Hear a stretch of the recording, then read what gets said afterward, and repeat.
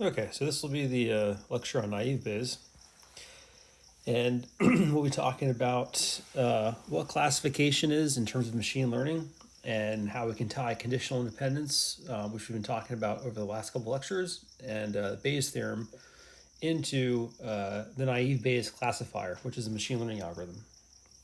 So just to recap, previously, Bayes' theorem, absolutely critical. Probability of B given A equals the probability of B times the probability of A given B over the probability of A.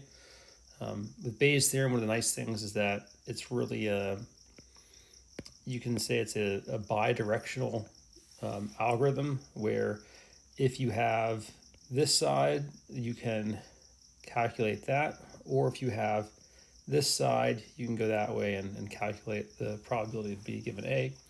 So it allows you to, given whatever unknown variables there are in your problem, you can go either way and solve the probability of B given A or the probability of A given B. Furthermore, it allows us to also act as a way to update our probabilities, specifically the probability of B given A with our new probabilities that we get, so the probability of B. So you could say that as far as updating, this is our new probability and this is our old probability. And so as we get more information, we can update our probabilities. Now, the idea of independence is really important. And so here is the probability of A's intersection with B equals a product of the probability of A and the probability of B. And it's important to also remember that this equation here is similar to these two definitions. And that is the probability of A given B being equal to the probability of A and the probability of B given A equal to the probability of B. And all of these are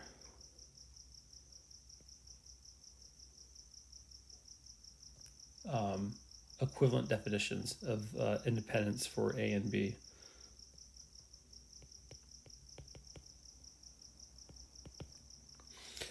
And the last important thing to remember is the conditional independence of probability A and B given C is defined as this right here, where if we have that probability and it's given C, so conditioned on C, then we can just take that C and kind of map it out like this. And the other important thing to remember is that there is no relationship between independence and conditional independence. And you can recall from the previous lecture why that is when we calculated the probabilities. But it's important to consider that because when we talk about calculating these probabilities and using them in the classification algorithm, we're going to need to have both these ideas working together. Okay, so let's go ahead and start talking about classification. So far in this class, we've talked about machine learning, and by and large, the most that we've talked about is the idea of regression. So this has been sort of our staple so far, where we have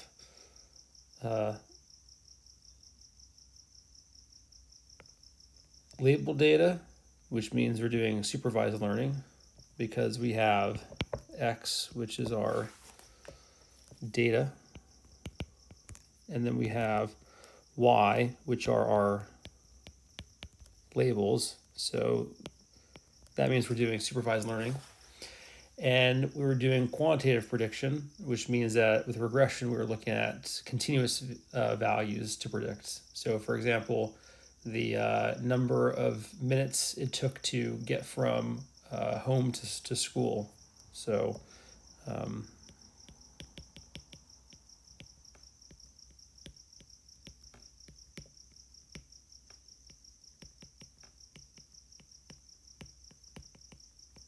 minutes driving. So that's a regression. And we also talked a little bit, if you were in class, for the clustering lecture, we spoke about the k-means clustering a little bit.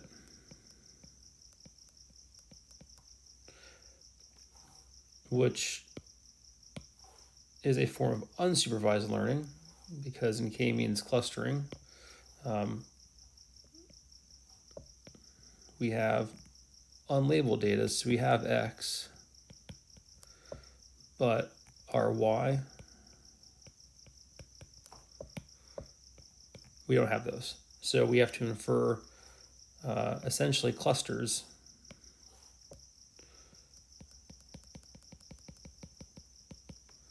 with some centroid maybe. And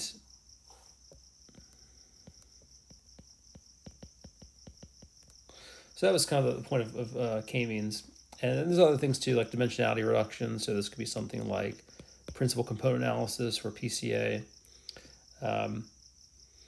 But what we're going to do now, and reinforcement learning, we're not going to talk about, but that's where you are you have an agent that you're trying to train by giving examples, and you provide feedback and penalize for bad behavior and reward with good behavior to try and learn some sort of task. But in classification tasks with Naïve Bayes, we're going to focus on classification. So this is going to be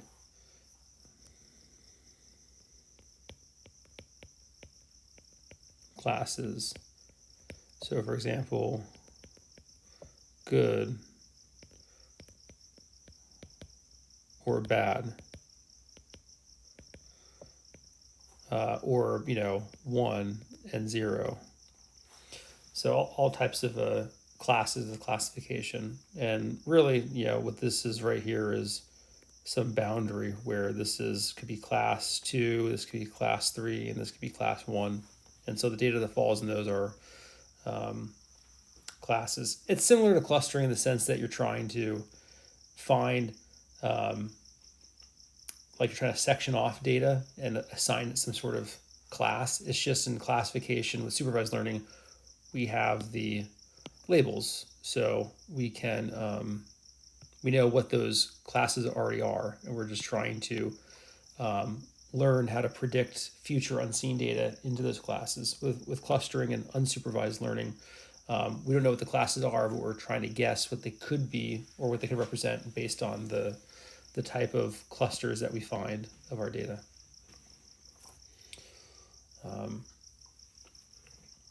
So just remember, the important thing here is labels. We know what they are.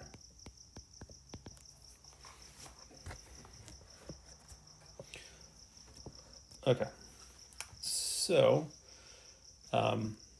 just to round this out a little bit, classification, important thing. We have training data that we're going to make predictions on, and we're going to learn, or that we're going to learn from to make predictions on future data.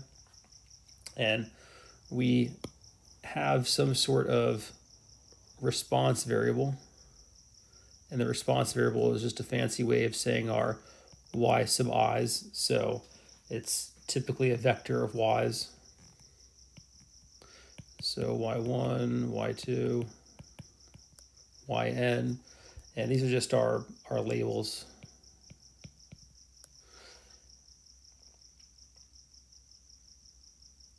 And the response variable is now, this would be another good thing to highlight, categorical data. So the difference there is that before, with regression, our y vector might have been something like 22 minutes, 31.5, 20, so on and so forth. And now with classification, our y vector looks like, let's just assume we have two classes, class 0 and class 1. We would have class 0, class 0, 1, 0, 1, so on and so forth. And we're just trying to predict what class our data belongs to. So in this lecture, we're going to look predominantly at determining whether an avocado is ripe, because we've been using avocados in the homework to know how difficult a problem is. So now we're going to see how ripe a problem or an avocado is. But classification problems are all over the place, as we can see here. Deciding whether a patient has a kidney disease, that's yes or no. Identifying handwritten digits. So, for example, 2, 2, 2, 2, 3. So this is all, class 2, class 2, 2. So this is class 3. And, for handwritten digits, you have 10 classes, 0 through n. So 10 classes. So for example, the handwritten digit, these would be our x's, and up here would be the classes. So you can imagine this as this being our y and this being our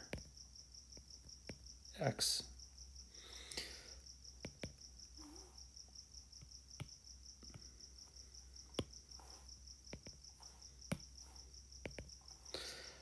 Printing whether credit card activity is fraudulent. Fraudulent is going to be, printing whether credit card activity is fraudulent, you could have something where the output could be, 82% and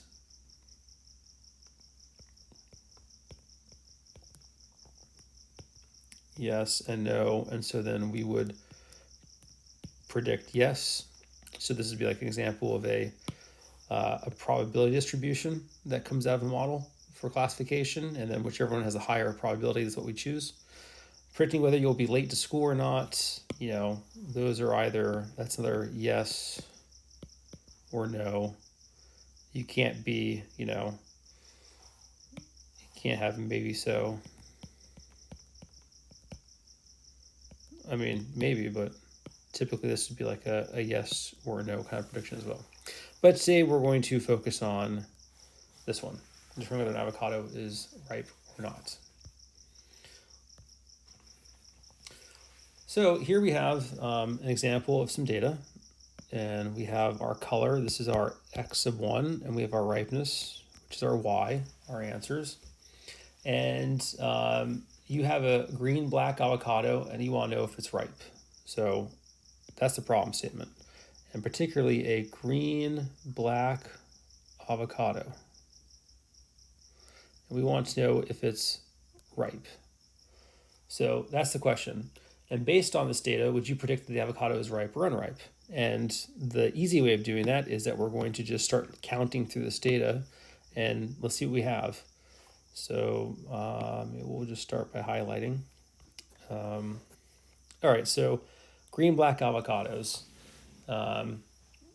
Let's find out how many we have. We have one green-black right here. We have another green-black right here.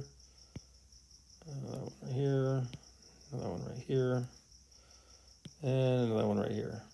So that's 5 green, black. So 1, 2, 3, 4, 5. Yep. So we have, and I'm just going to call this green, black avocados. And let's to also just be clear, this is our training data.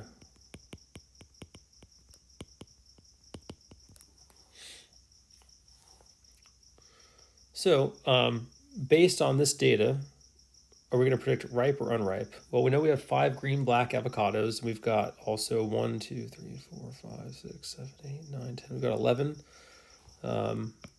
We have 11 examples or, observations.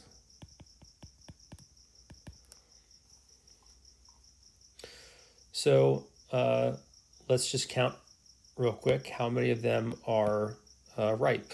We have 1 ripe, we have another ripe, and now it's kind of how many not ripe. So not ripe and not ripe. So in this case, the simplest heuristic we could apply is that we have 3 ripe, which is greater than our 2 not ripe. Therefore, we might say that our green, black avocado is ripe and ready to eat. So that's what we're going to predict based off of this simple heuristic that we have 3 and only 2 unripe in this training data set. And that's a pretty good heuristic to follow, right? Like, given this information, there's no reason why we wouldn't predict that our green, black avocado is ripe, assuming that this data was all collected correctly and somebody didn't mislabel something. So that also, that's an assumption that we're making.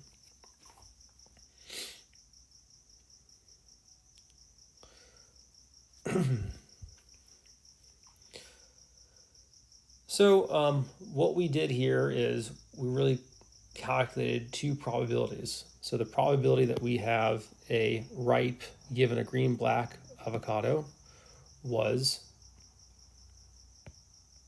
3 out of 5. And the probability that it was unripe was 2 out of 5. Because remember, we had 5 green, blacks, and we had 2 and 3 ratio.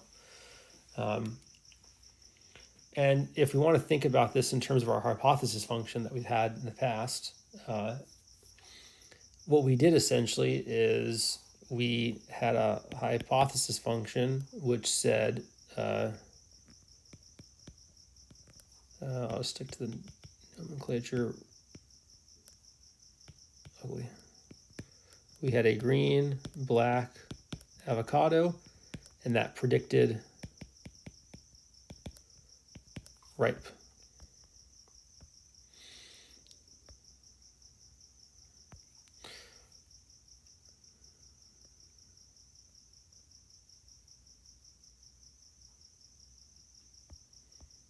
Okay, so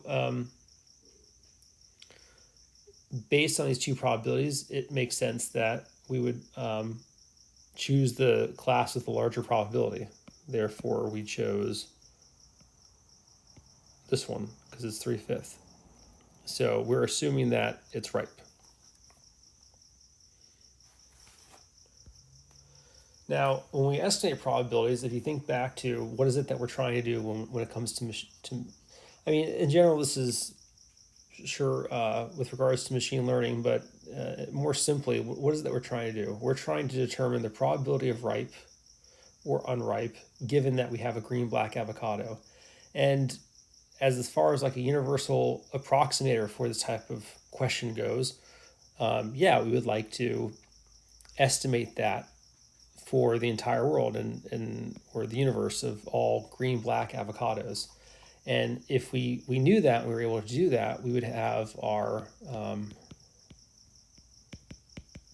population parameter.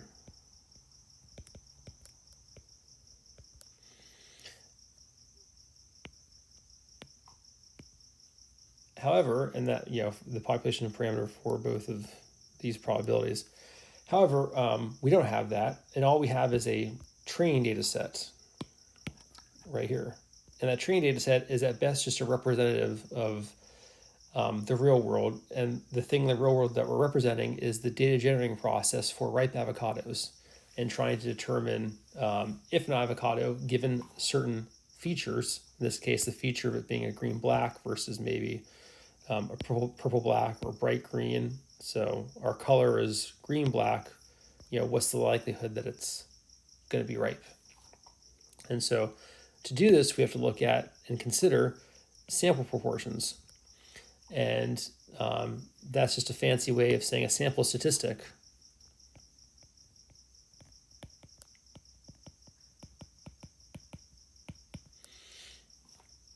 And what we're going to do is we're going to infer the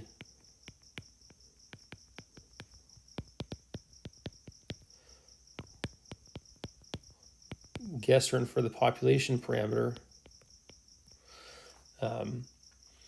given these counts from our sample proportions or our sample statistics. And we're going to say, okay, well, we got that it was 3/5 before. And these are some concepts that you would have already seen in DSC10, but just to make it quite clear,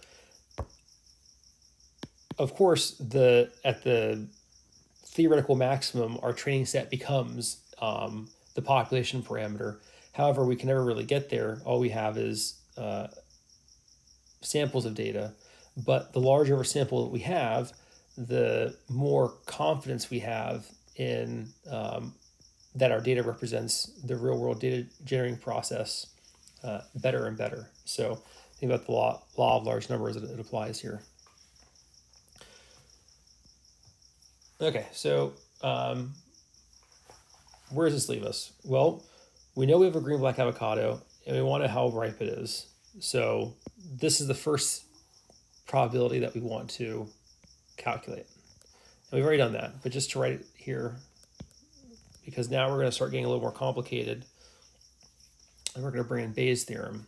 So given these two probabilities that we've calculated, how can we incorporate Bayes' rule to make better predictions and to kind of think about this in a way that's more sophisticated? And the reason why we want to do that is because oftentimes, and what's actually going to be the case, that we're not able to directly derive the probability of this. This we can, and this we can, because in our training data set, we have these. We can get the number of green, black given ripe. But in machine learning, we don't really typically just use one feature. We're going to use n features or many features. So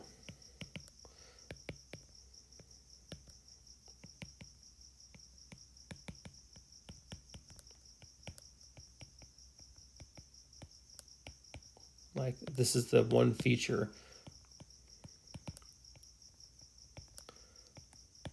But many. And once we start adding on, more x1 and our xn, once you start adding on many more features, you'll see that the probability of getting ripe, the probability of being ripe given n features, x2, x3, we're not going to be able to actually calculate this probability anymore. So we're going to need to think about independence and conditional independence then. And to do that, we're going to want to incorporate Bayes' theorem. So that's where we're going. That's the reason why this isn't just enough. But I want to write this here so we have these probabilities. All right, so for Bayes' theorem, how do we map this to our current problem? Well, we could say that the probability that we want to find, writing is a struggle today. probability of B given A is just like saying the probability of ripe given our green, black avocado. And the probability of B in this case would be the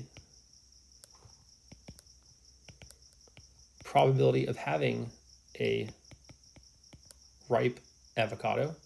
So this is our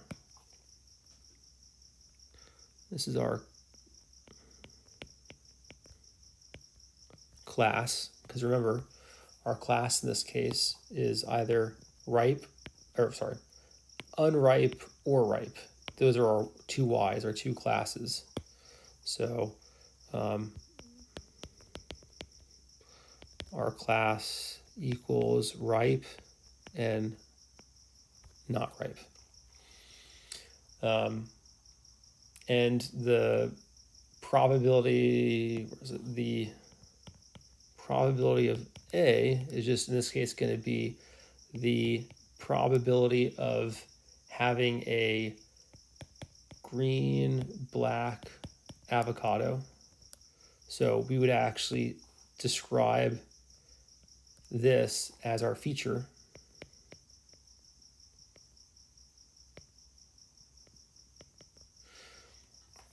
And by feature, we mean this. And the probability of A given B, well, that's just going to be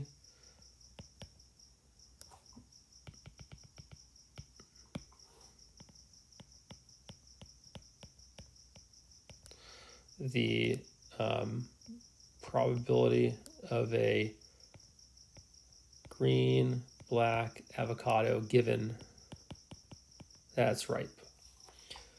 And we're going to see pretty quickly in this problem, specifically this one, with this training data and only one feature, that we can successfully calculate all of this stuff. Where we're going to need the conditional stuff and independence is when we add more x's. So that's where this comes into play.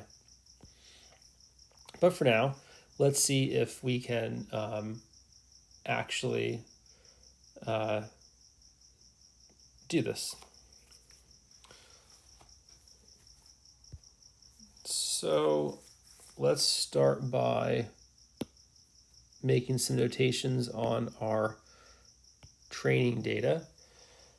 So we know we care about ripeness and green black. So let's just start by highlighting all of our green black. It's 1, 2, 3, 4, and 5. All right. Now then, let's begin. We want to calculate the probability of a ripe given a green, black avocado. And that's going to equal the, we'll start with the probability of the class. So that's the ripe class in this case. And we can see that we have 1, 2, and 3.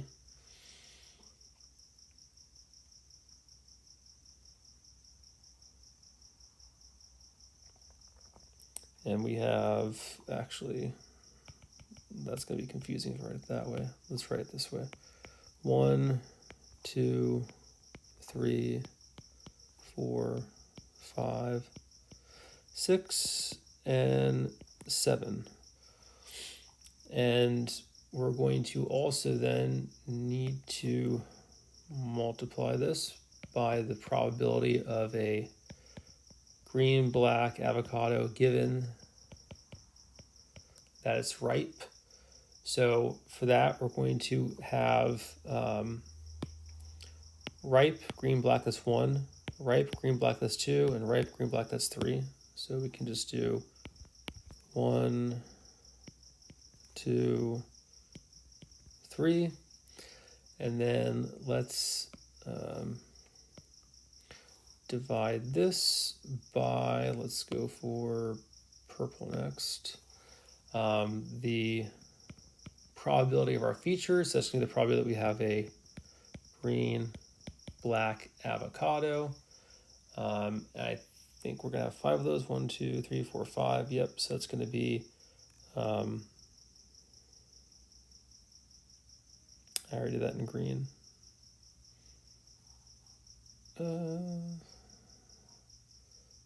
Let's erase this one.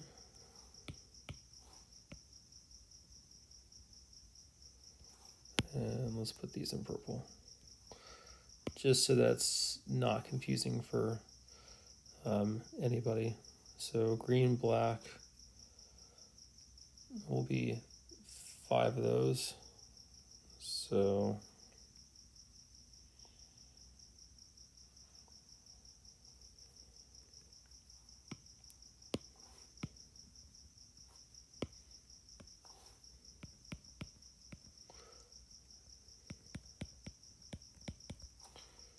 up here we'll say this is times the probability of a green, black avocado given that it's ripe, and for that we're going to have 3. 1, 2, 3. Okay, now the colors should all match up. And we already counted them, so let's just go ahead and write them. That's going to be 3 over 7, and then this is going to be 7 over 11, and then the bottom portion is going to be 5 over 11. We can cancel out these 7s, and that will give us 3 over 11 over 5 over 11, which will be 3 over 5, which is actually we'll put it in blue just so you can see. It's the same answer we got before. 3 over 5. All right. Now, obviously, we didn't need to complicate this greater by introducing Bayes, but it's important to show that the probabilities are the same because we essentially did the same calculation. It's just made it more complicated, but a lot of stuff winds up needing that because, again, this training data set right now is very simple, but we'll show in a little bit why we need to do all this stuff. But let's just make sure that we can go the other way. And for this, I'll just do it really quickly so as not to waste too much time. Here we want to know the probability of unripe, our class, given a green, black avocado. So that's going to equal the probability of the unripe class times the probability of green, black avocado given unripe over the probability of just getting a green, black avocado. We already have the probability of a green, black avocado from before. That was 5 over 11. That won't change. And the probability of it being unripe is going to be basically the complement of 7 over 11. So that's going to be 4 over 11. And then we're going to multiply that by the probability of, this will be different, the green, black avocado given that it's unripe. And so green, black avocados, there's 5 of them.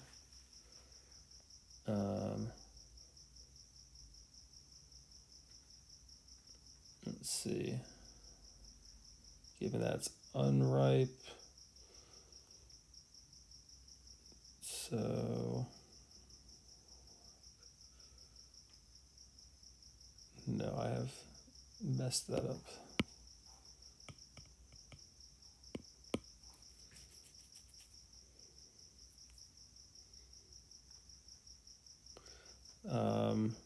This case is for unripe. Yeah. Okay, so let's just look at the unripe ones. So in that case, there will be, and maybe we'll just use yellow instead of green. So unripe, unripe, unripe, and unripe. And now this is the green, black. So that's going to be, what is one in purple? 1, and then one more green, black, 2. So this will be 2 over 4. So we have 4 unripe ones. Okay, that looks good. And then to solve this, the 4s will cancel, and that will leave us with 2 over 11 over 5 over 11, which will be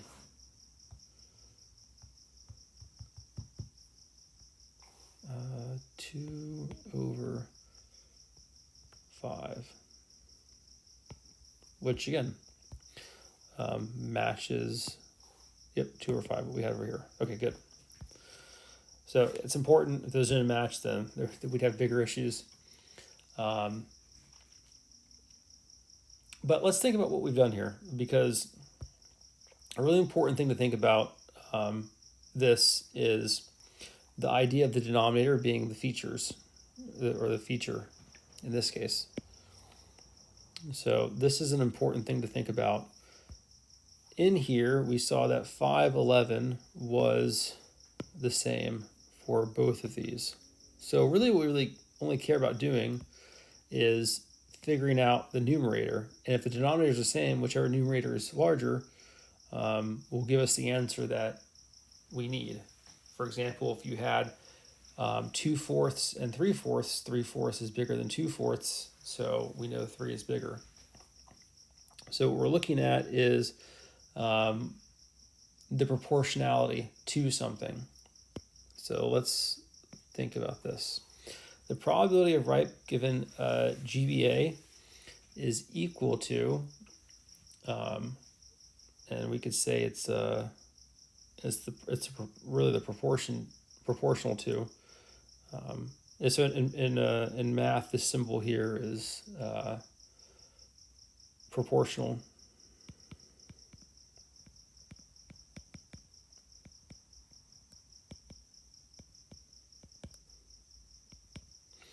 And in this case, that would be the probability of ripe times the probability of green, black, avocado given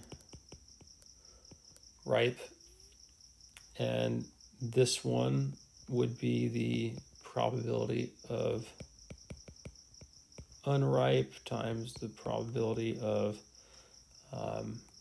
GBA given unripe. So again, right now, all we're doing is calculating the numerator. So that's what these two things are. And we've already done that, but just to put it down again, this gives us, what was it, 7 over 11 probability of ripe.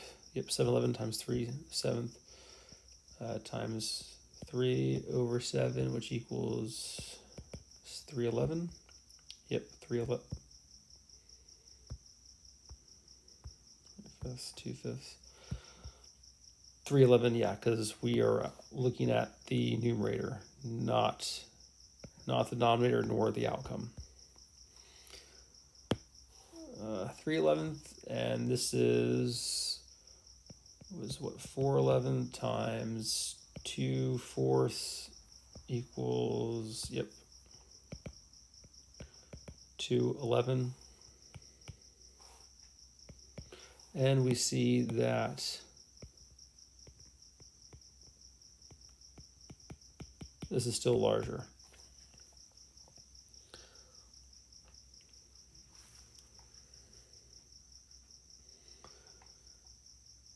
So all we need to do here is use a shortcut when the probability of features are the same, and that will be kind of a useful little trick to think about later on.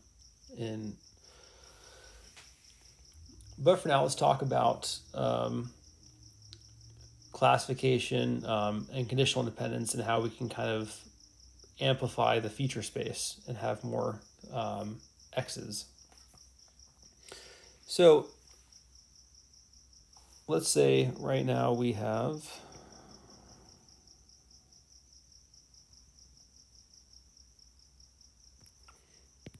this is X, which you can kind of think about as our design matrix. And then we have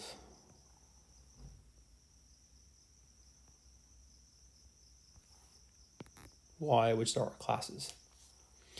And before we had our GPA, now we have a firm green black Zutano. So this is like our X1, our X2, and like our X3. So based on that data, would you predict that your avocado is ripe or unripe? And something really interesting to consider here is we have a, I'll actually put it in order. We have a green black. So we have a green black, we have a firm, and we have a Zutano. Let's just really quickly highlight our green black. 1, 2, 3, 4, and 5. Okay. Now let's highlight our firm. 1, 2, 3, 4. And now let's highlight our Zutano. 1, 2, 3, 4. Now, what do we notice that's really interesting? And in particular, look at the X's. We don't have one X. Nope, nope, nope, nope, nope, nope, nope, and nope. These are all missing.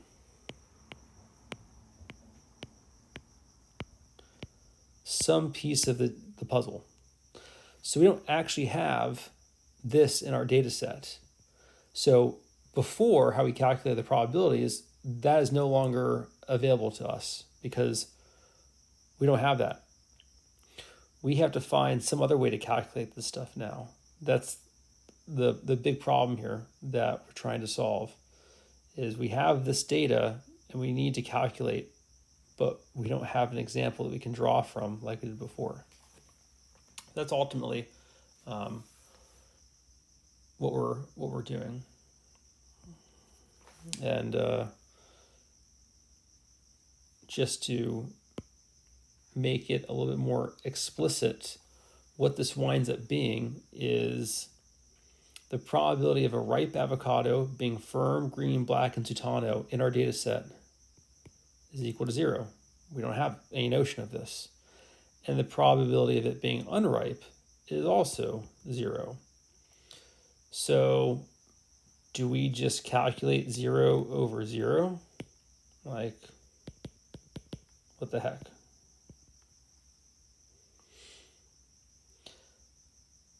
We have to have some sort of way to do this.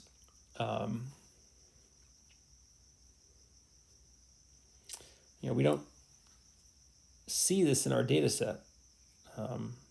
That's our big problem. And if we don't see that, what can we do? And this is where the idea of, just to make it clear,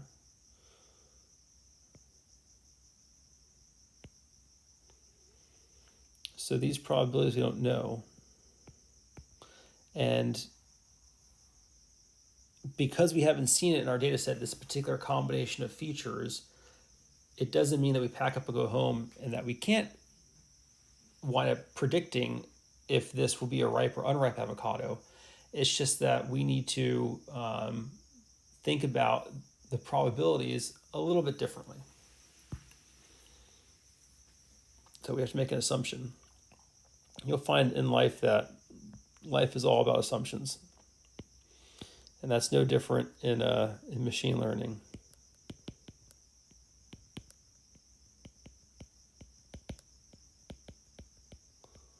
I say this half jokingly.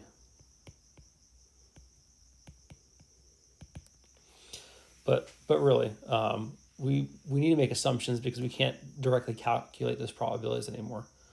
Now remember, the probability of ripe given firm, green, black, and Zutano is just a short, or is just an explicit way of saying the probability of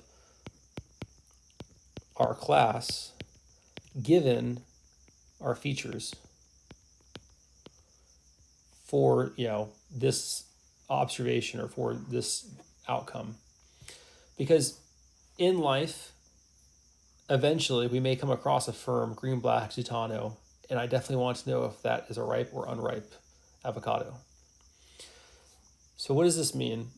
Really, what this is going to change is our numerator greatly. We now have to consider this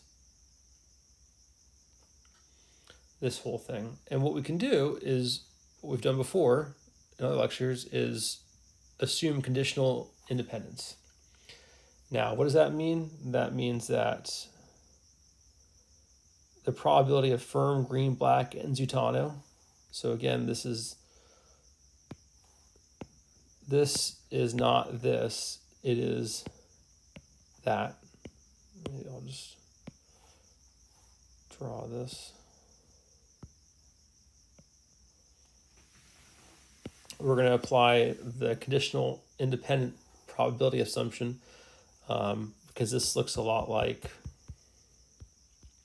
or it is, I won't say it looks a lot like, but it is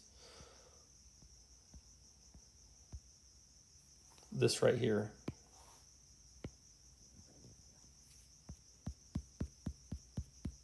It would have been easier for me just to write it down. Here we are. So this is what we're doing. We're considering each of these probabilities as conditionally independent. Now, whether we can do that or whether that holds in real life, no, absolutely not. These are not independent things in the real world. It's very, it's not like a Zutano and it being green black in color and it being firm are separate things. The color definitely has a lot to probably do with how firm it is. An avocado that's very green is going to almost always be very firm because it's not ripe. An avocado that's very kind of coppery, rusty black color is going to be much more ripe. So these things have a lot of dependency upon each other. However, if we can make an assumption and say that there are independent probability events that are conditioned on this ripeness, then it makes the math super easy, and we can try and ascribe a probability to this event now, and it winds up working out pretty good, right? Like, how did this all come to be? Some researcher, scientist, machine learning engineer, statistician, looked at this and saw that it worked, and it has continued to work. And so this is why we use Naïve Bayes, or why we're going towards Naïve Bayes, why we're able to apply conditional independence as an assumption to these probabilities, which are each being mapped to the features in our data set, and that assumption winds up being okay, because since we don't have all the data anyways, we don't have population parameters, we just have statistical sampling, these assumptions allow us to make good enough guesses that work out pretty well, and that approximation is enough to make good predictions off of it. All right, so that's the philosophical why of what's going on. The how, well, let's go ahead and get into that. So now we have more features in our data set, and again, because we still have the denominator is going to be the same here, let's just start by calculating this numerator and see what we get, see how this works. So let's do it for let's do it for the probability of ripe. And let's see. Well, yeah, let's just write it out because it'll be good. Firm, green, black avocado, and Zutano given ripe. That's going to be the same thing as the probability of ripe again times the probability of firm given ripe times the probability of green, black avocado given ripe times the probability of Zutano given ripe. All right, so let's start pulling in some numbers. We already know that the probability of ripe was 1/7. Let's see, 1, 2, 3, 4, 5, 6, 7. Yep, and we still have 11, so 7 out of 11 times the probability of firm, given that it's ripe. So we have one firm that's ripe, so we will say that that's 1/7. And GBA, given that it's right, 1, 2, 3, so it's 3/7, and then Zutano, given that it's ripe, 1, 2, 2/7. And let's see,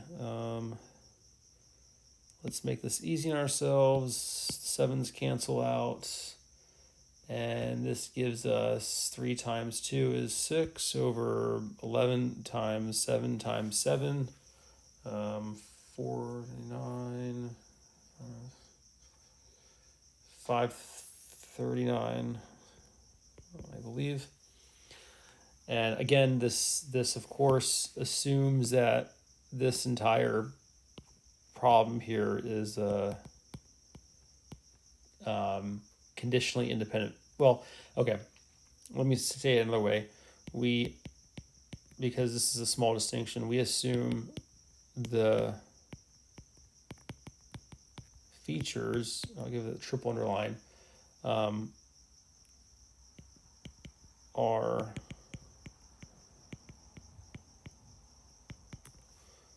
independently or conditionally independent.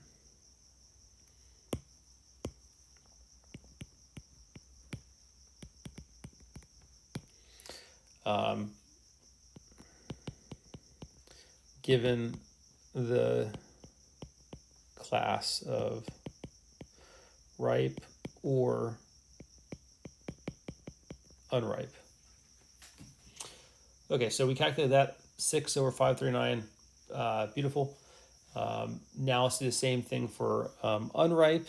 So again, we're just going to calculate the numerator here. And I do that one in blue. Let's just do this one in purple. So this is I'm going to use all shorthand for this. Probability of unripe times the probability of firm given unripe times the probability of the green, black avocado given unripe times the probability of Zutano given unripe. And that's going to be, I'm just going to count these real quick. Unripe, so 4/11 times 3/4, 2/4. Okay. And then this is also going to be 2/4. Let's again make our life a little easier. Cancel those out. And then this is going to give us Um,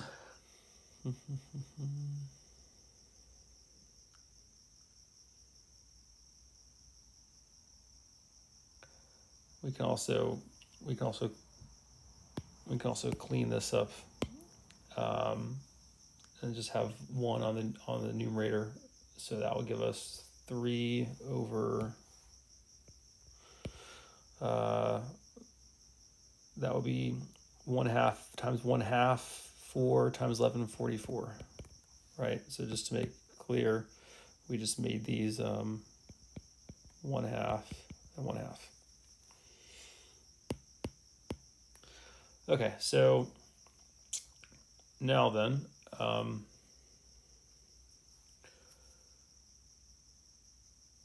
because we said that because we're trying to essentially compare the numerators here, 3 or over 44 compared to 6 over 539. How do you compare those things? Well, one thing we can do is we have 3 over 44 versus 6 over 539. We can turn this into a 6, and we can turn this into an 88. And then we see here we have 2 6s, 6 over 6. And 6 into 88 is a much larger number than 6 into 539, because we're saying that we're dividing this 6 into 539 parts, or we're dividing this 6 into 88 parts. So this is a larger number. So what we would say with that, since that's a larger number, I'll just highlight it. Here we have 6 over 88. So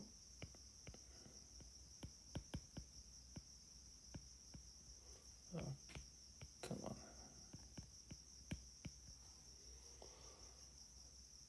Oh, it still looks ugly as sin.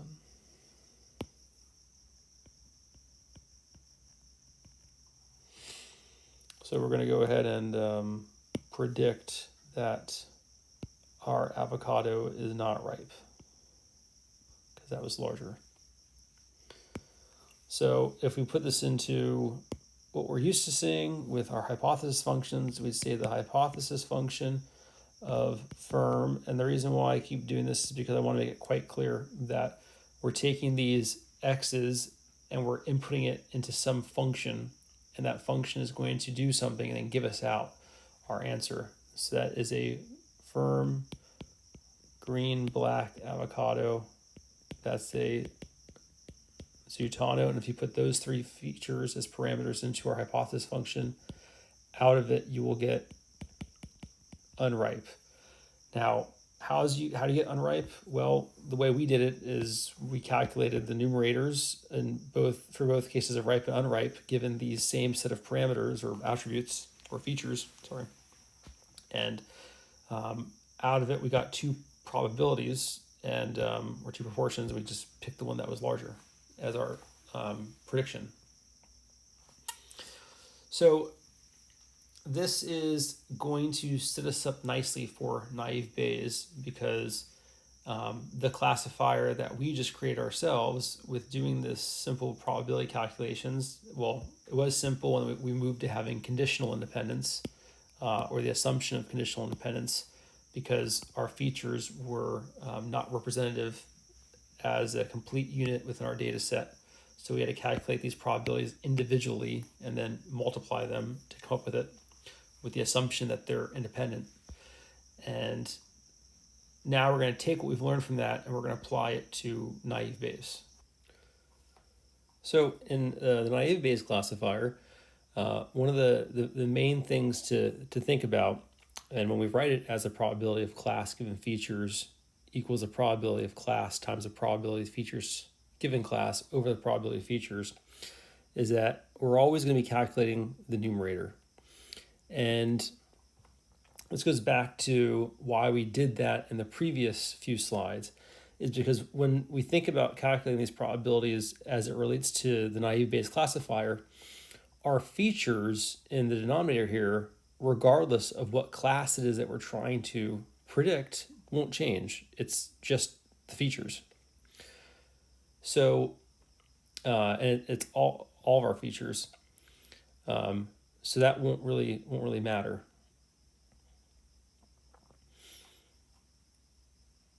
We also will pick the largest numerator when we're trying to determine what class we should assign to the given feature space that we've put into the Naïve Bayes classifier.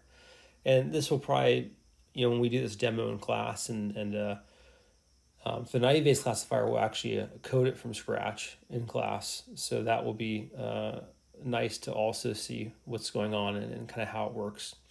And then when we do the Naïve Bayes classifier, we'll also see an extra little thing that we are going to need in order to make these probability calculations work out. But by and large, the most important thing is, and where the name naive comes from in Naïve Bayes classifier, is this assumption of conditional independence of features given our class. And this is what really allows us to take those features and make predictions or rather train from those features. And that expansion all comes from this part right here. And in particular, when you're looking at Naïve Bayes, this top part, the numerator right here, is the important part that we want to look at, and particularly the difference between these two parts of the Naïve Bayes classifier calculations, and we'll see what I mean by that in a few slides. And naive here means it's the assumption that we're making of independence, and that winds up being I don't want to call it like showing lack of experience or wisdom or judgment. In fact, it shows a lot of wisdom or judgment, this approach to an algorithm.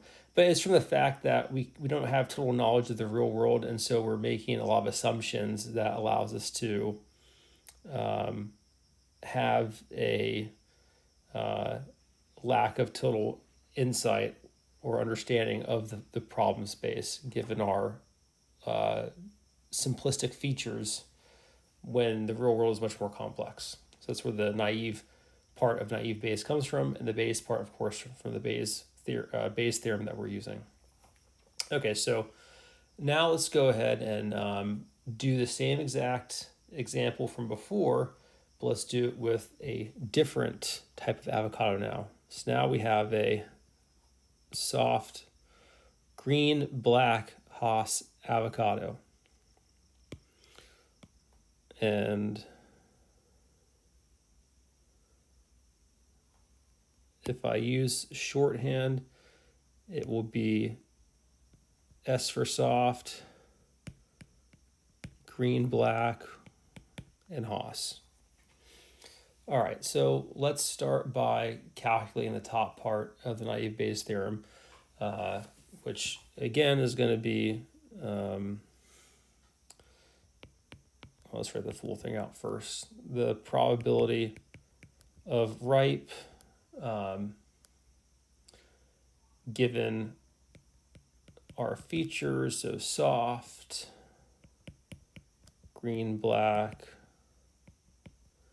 and Haas. So remember, this is the part that we're trying to kind of expand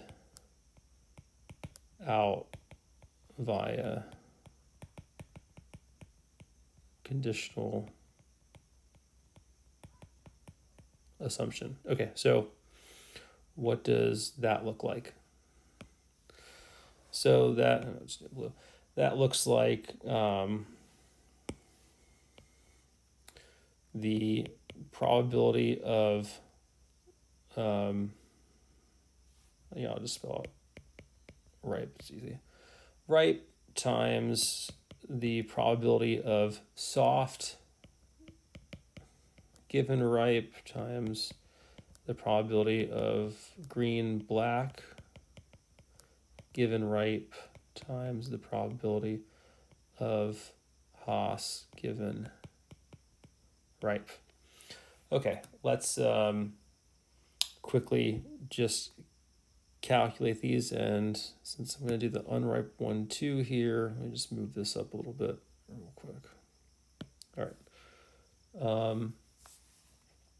So just from before, I won't do this completely, but because you've already seen it, but we want to find the ripe and unripe ones. So maybe we'll do ripe and green. So ripe, ripe, ripe.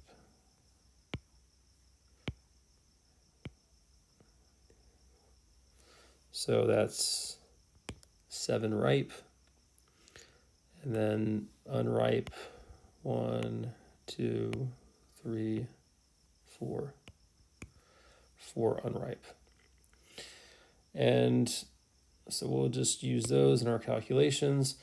So the probability of ripe is going to be 7 over 11. And that's going to be times the probability of soft given ripe. Well, there's 4 softs, I believe. 1, 2, yep.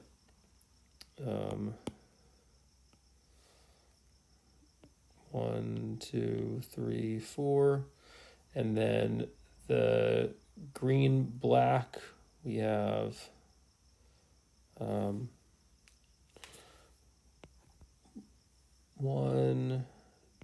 2, 3 for ripe.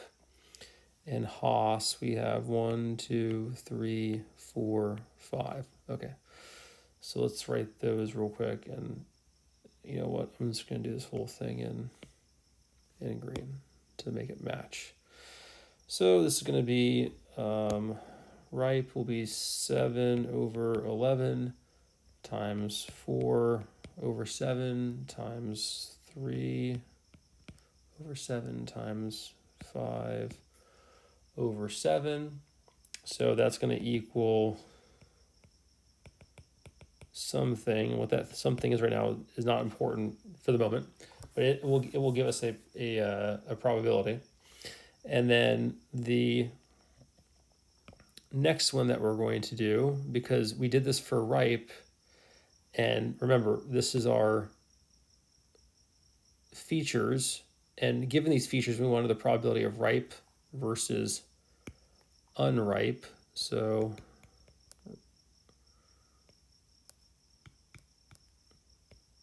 ripe versus unripe.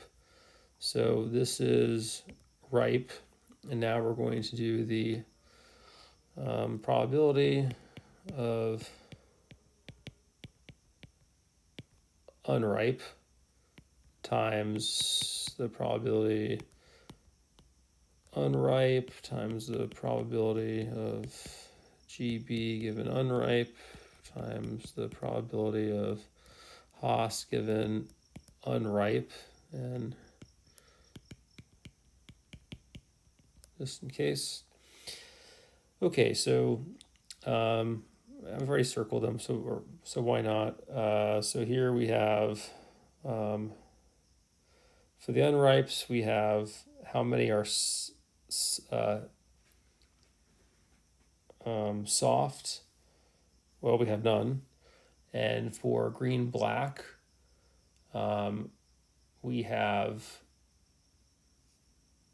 let's see, ripe, unripe, green, black. So that's 1 and 2. And then for Haas, we have 1 and 2. Okay, so let's write these down. This will be the complement of 711, so 411 times we had 0 over 4 unripe, and then we had 2/4 and 2/4, and regardless, this is let's cancel those out. These become a half. Anyways, it doesn't really matter because it's going to be equal to 0. So, interesting. The probability that this is equal to 0 would suggest to us the probability of it being ripe should be 1. Now, the thing that we have to think about here is, why do we get this? Well, we get this because we didn't have an instance of a soft, unripe avocado. So we're going to have to deal with this somehow, because it is an unfair advantage to it being ripe versus it being unripe. And we want to have some way of controlling or boosting the case where we have a 0, because in real data, there will be times where these features for a given class has no data for it, or no occurrences of that or of a attribute. So we're going to deal with that somehow. And there are different ways of dealing with this in Naïve Bayes. There's Laplacian smoothing and logarithmic underflow that you can do to ensure that you don't have. It is especially true because in really complex Naïve Bayes classifiers with large data sets, oftentimes the probabilities aren't very nice. Like what we have, they're like 2/4 and 4/11. They wind up being like 0.00002%, or probability of something happening, and so you get underflow from probabilities when you start multiplying them, and they're very small, and you get even smaller numbers. And so there's things you can do. One of the things that we're going to learn in this lecture, in this class, is the idea of smoothing. So what happens is we have an estimate of soft given unripe, and that equals 0 because there's no soft unripe avocados in the data set, which winds up turning this entire thing, the estimated numerator, into 0, which is what we don't want, because this this right here, the soft unripe, let's highlight it, winds up putting an unnecessary penalty onto the rest of these probability calculations. So we want to get rid of that.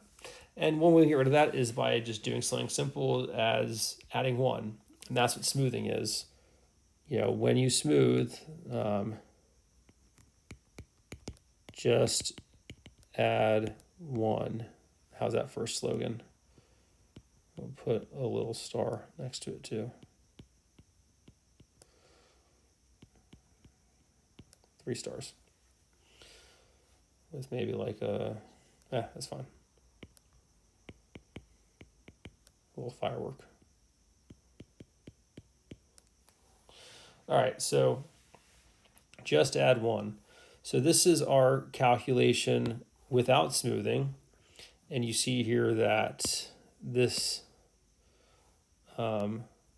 here went to 0 because no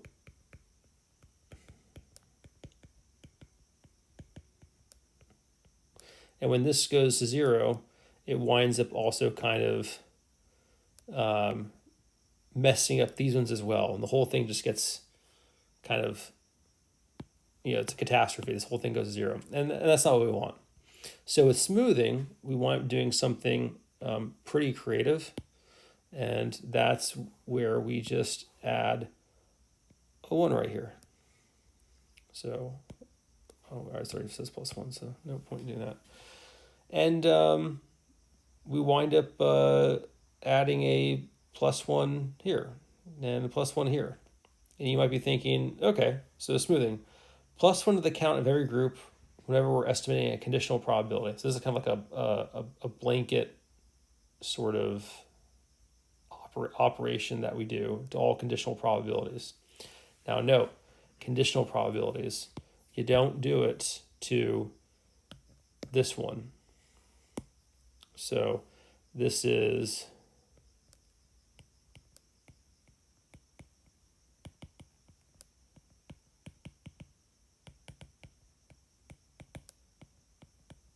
not conditional, but this,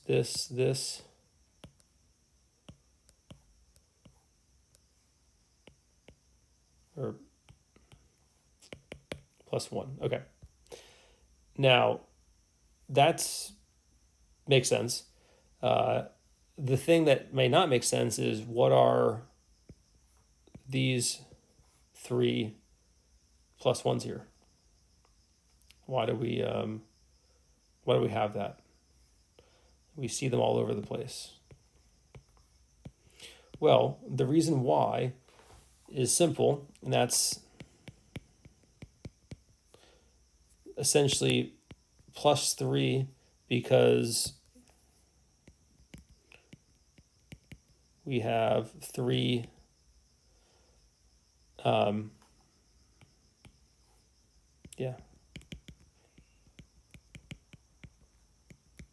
3 categories of firmness,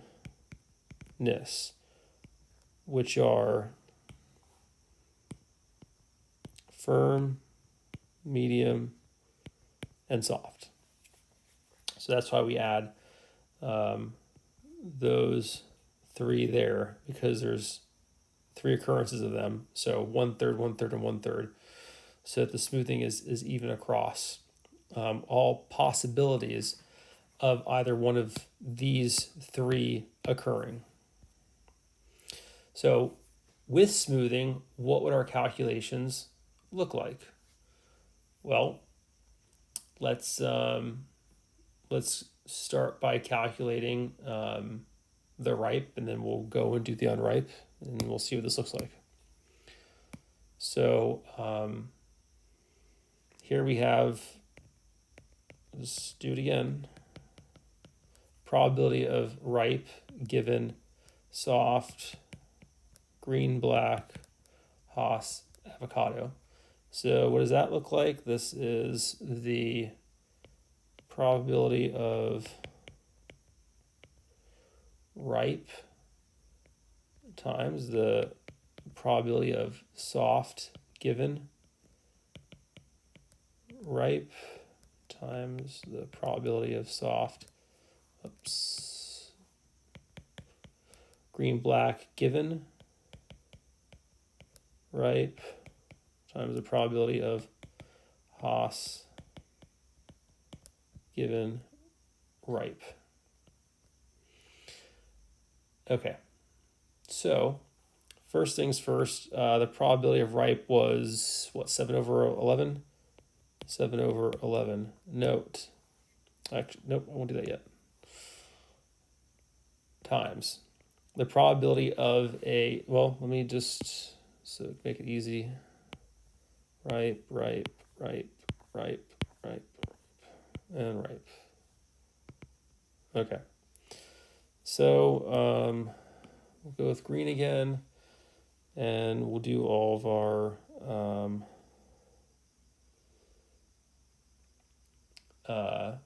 green, black, soft, and Haas. So green, black, soft, and Haas. Okay. So this is going to be the probability of soft. Well, we have 4/7, and then times green, black will be again, or will be 3/7, and this will be 5/7. So where does the smoothing come into play? Well, for one, this do not smooth.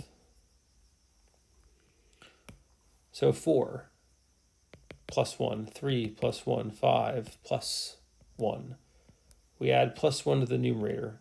And then for smoothing, we have to now, in the denominator, count the number of classes, so we ensure even distribution numerically over the classes.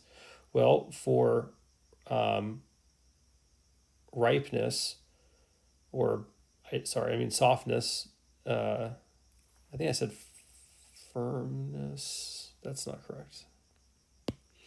Just to close the loop on this stuff, this should be softness of softness. Okay. So where were we? All right, we've got 3 types of softness plus 3. We've got 3 types of colors, bright green, purple black, and green black plus 3. And for variety, we've got 2, Zutano and Haas plus 2. So that's going to equal 7, 11 times 5, 7, 10 times 4, 10 times 6, 9. So we can do 2, 3. We can do 5 and get rid of that. We can do 5 and turn this into a 2. So this is and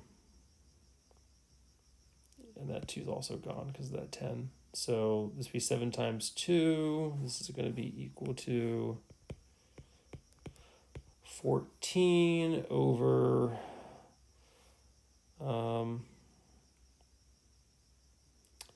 what is this? Whoops, this 5 got taken care of, so that was that 5. That 2 turned this 10, yeah. This 2 turned that 10 into a 5, and this 5 canceled that 5 out. So 11 times 5 times 3. 5 times 3 is 15. No, is that right?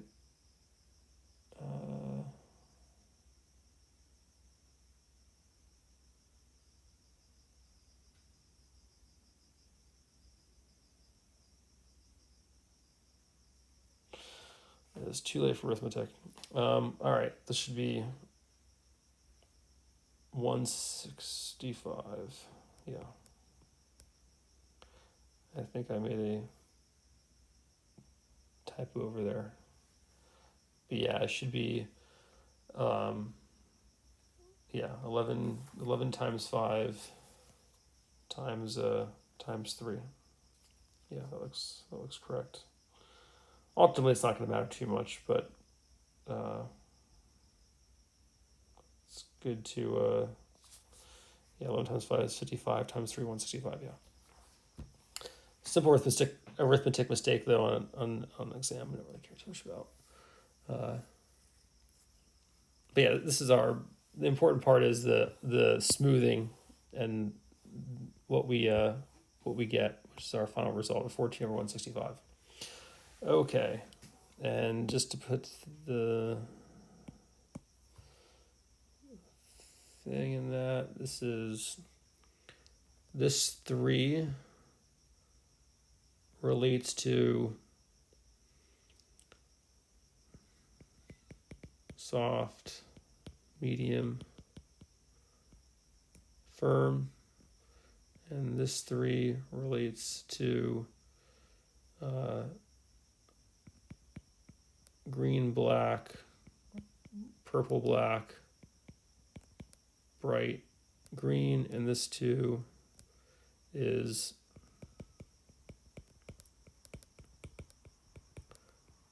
Austin Zutano. Okay. So now let's do the same thing for unripe.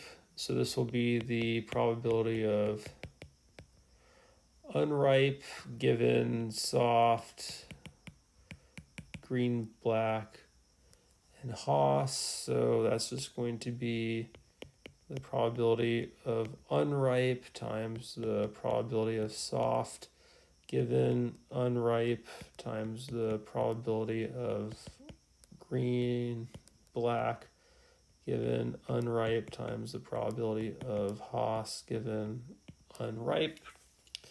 So this is going to be 4 over 11 times, this from 4 was our 0.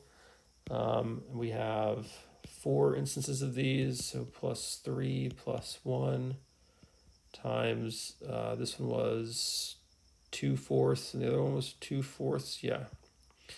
So 2/4 plus 3 plus 1 times 2 plus 1 over 4 plus 2. And let's watch me do arithmetic again. 411 times 1 over 7 times 3 over 7 times 3 over 6. Like that 2, that goes away.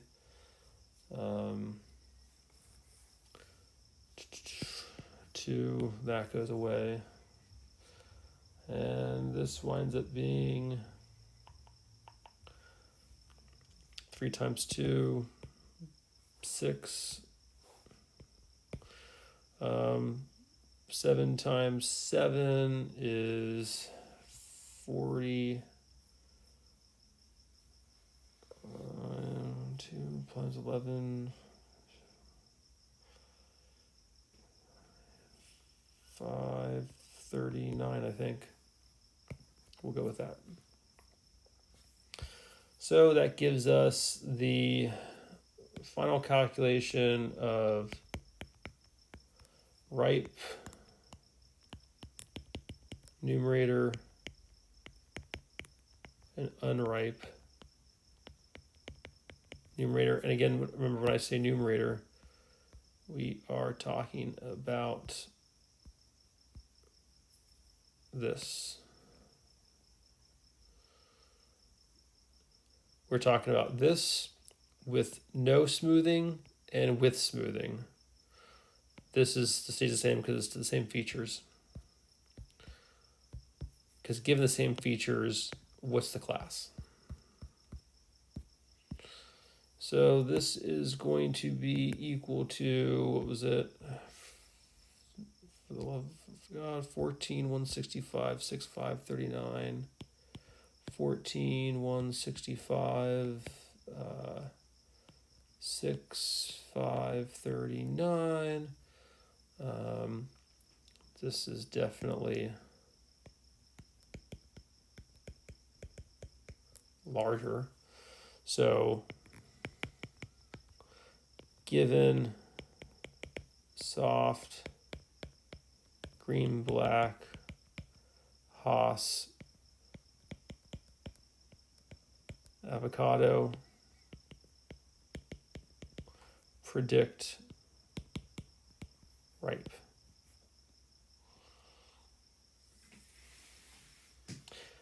And yeah, that's how we could run Naïve Bayes. Now, Naïve Bayes, there's a little more to it than that, especially from a computational point of view. But for this lecture, this is where we'll finish. It's a summary slide. And we'll continue to dive more into Naïve Bayes in the next lecture.